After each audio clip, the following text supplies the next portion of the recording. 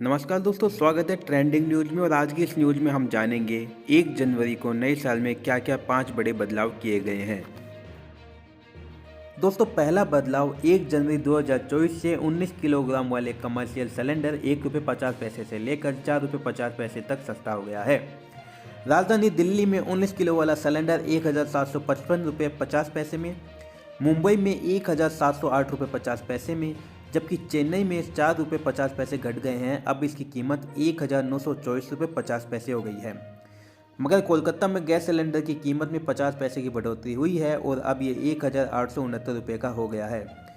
14 kilogram वाले घरेलू cylinder की कीमत में कोई चेंज नहीं किया गया है।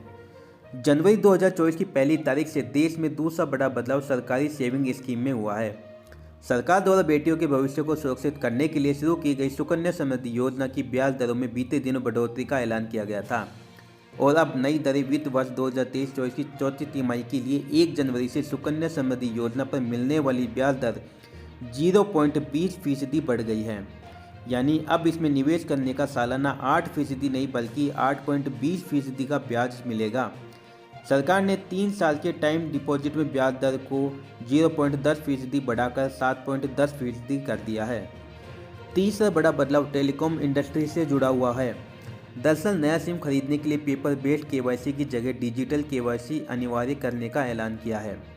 यानी अब नया सिम कार्ड खरीदने के लिए ग्राहकों को सिर्फ ई केवाईसी करानी होगी। सिम कार्ड से जुड़े इस नए नियम को लागू करने के लिए भी 1 जनवरी 2024 की तारीख तय की गई थी। गौरतलब है कि डिपार्टमेंट को टेलीकम्युनिकेशन ने दिसंबर में जारी किए गए एक नोटिफिकेशन में बताया था कि पेपर बेस्ड केवाईसी 1 जनवरी 2024 से बदलने जा रहा है। अगर आपको जनवरी 2024 में बैंक से जुड़ा कोई ज़रूरी काम है तो फिर आपके लिए भारतीय रिजर्व बैंक की बैंक हॉलीडे लिस्ट देखकर घर से निकलना ज़रूरी है। कहीं ऐसा ना हो कि आप बैंक पहुंचे और वहां ताला लटका मिले। दरअसल साल 2024 के पहले महीने में आधे दिन बैंक में कामकाज नहीं होगा। आरबीआई बैंक हॉलीडे लिस्ट के मुताबिक कुल 16 दिन की छुट्टियां, इनमें दूसरे व चौथे शनिवार के अलावा रविवार का साप्ताहिक अवकाश भी शामिल है। यूनिफाइड पेमेंट इंटरफेस यानी यूपीआई से संबंधित है। National payment corporation of India ने 1 जनवरी 2024 को सेकेंडरी मार्केट के लिए यूपीआई लॉन्च कर सकता है। इसके बाद निवेशक यूपीआई के जरिए पेमेंट करके शेयर खरीद सकते हैं।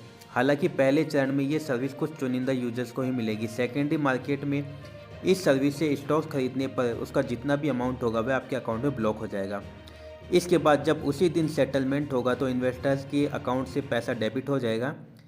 इसके अलावा एनसीपीआई ने 1 साल या इससे ज़्यादा समय से इस्तेमाल नहीं की गई यूपीआई आईडी को बंद करने का भी ऐलान किया है।